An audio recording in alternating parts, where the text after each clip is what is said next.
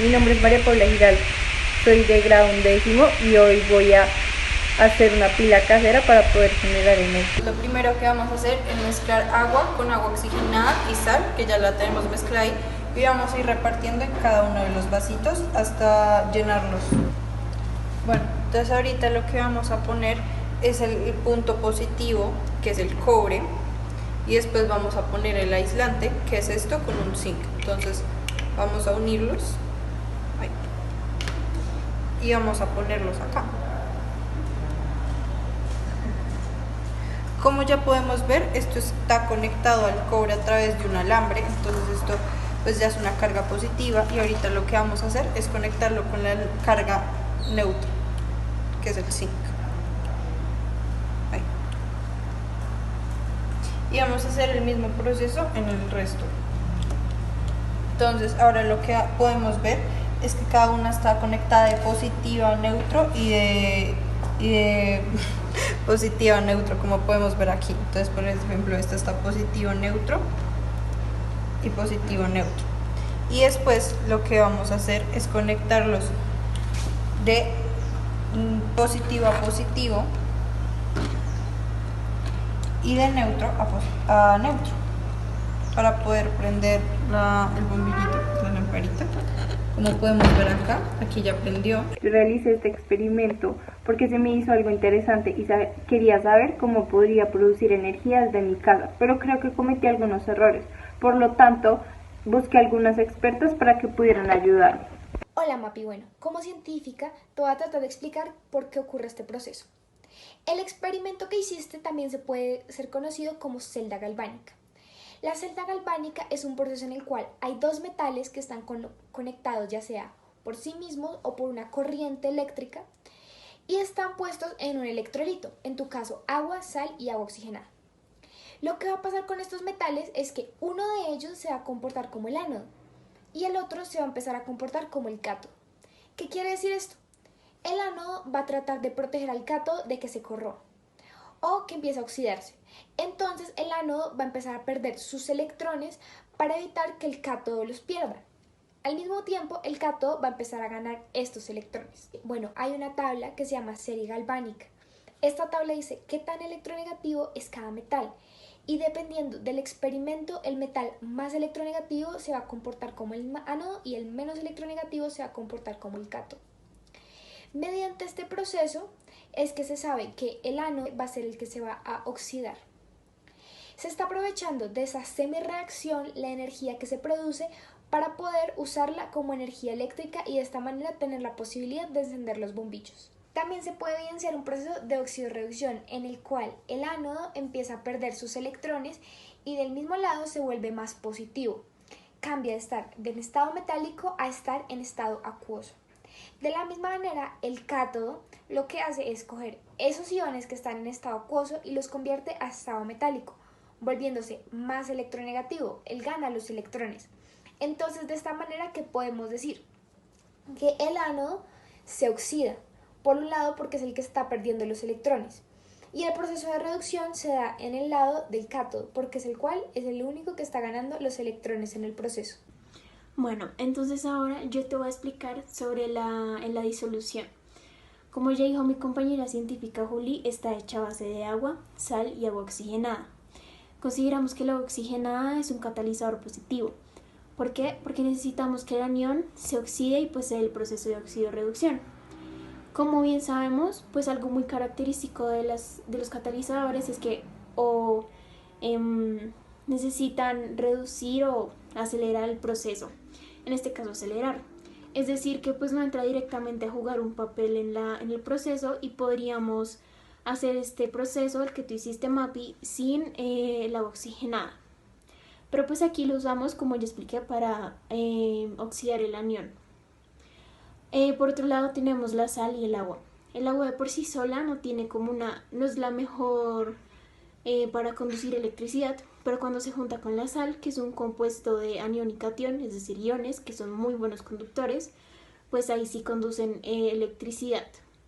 Algo muy importante y es que cuando una sal tiene un anión muy débil, pues se da un proceso de hidrólisis, que es cuando el agua cambia su pH y esto hace que se conduzca pues la electricidad. Sin embargo, pues cuando tenemos una sal como fuerte, es decir, aniones y cationes, pues el pH del agua sigue neutro, pero pues aún así hay electricidad. Bueno, ya te expliqué un poco sobre el catalizador que tenemos, por otros factores que afectan pues la velocidad de esta reacción. Entonces tenemos, por ejemplo, como ya te expliqué, la sal son iones muy importantes conductores de electricidad. Cuando tenemos que, por decir, aumentamos la cantidad de sal en esa disolución, vamos a aumentar la electricidad o la conductividad y efectividad de esa reacción. Es decir, que pues entre más sal, más será como más fácil y más efectivo, o más bien más conductividad tendrá esta reacción. Por último, pues también si el agua, o pues mejor dicho, la disolución debe estar en estado líquido, porque esto permite que se dé el flujo que necesitamos para que pues se intercambien electrones, ya que esta disolución pues es el electrolito dentro de todo este proceso gigante. Entonces pues claramente si esta disolución está sólida, lo único que, no se va a poder dar ese proceso porque no hay un flujo de electrones. Entonces eso es todo, Mapi, por el lado químico. Ahora vamos con nuestras compañeras que te van a explicar lo físico. Muchas gracias a nuestras científicas Juli y Nata por esta explicación tan completa sobre el funcionamiento químico del circuito construido por Mapi. Bien, Mapi, para que sigas entendiendo un poco mejor cómo será el funcionamiento de ese circuito que construiste en tu casa, debes conocer cómo será este físicamente. Para eso vamos a volver a hablar un poco sobre el cobre y el zinc. En tu circuito, físicamente estos representan al polo positivo y al polo negativo, en donde, como bien Juli te lo explicaba, uno libera electrones mientras que el otro los gana, convirtiéndolos así en el cátodo y en el ánodo del sistema. Es importante, además, que conozcas que el cobre tiene una baja resistencia eléctrica, lo que permite que el flujo de electrones se dé con facilidad. Pero además de todo esto, debes conocer que tu circuito está compuesto por tres partes fundamentales, que son la fuente eléctrica, el conductor y las terminales o los receptores. El conductor es el cual permite el flujo eléctrico en tu circuito.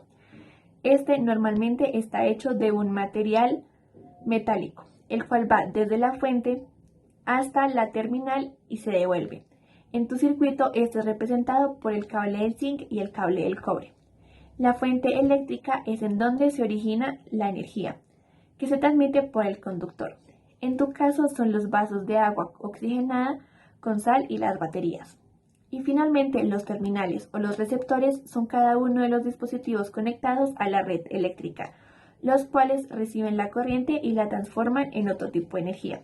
Para que entiendas un poco mejor cómo se da esta red eléctrica, mi compañera Juli Castelblanco te va a hablar un poco más sobre esto. Como podemos observar en los planos, este circuito eléctrico está en serie, ya que tiene un único camino para que circule la corriente, en donde debe alcanzar todas las terminales conectadas en la red de manera sucesiva para que se genere la electricidad.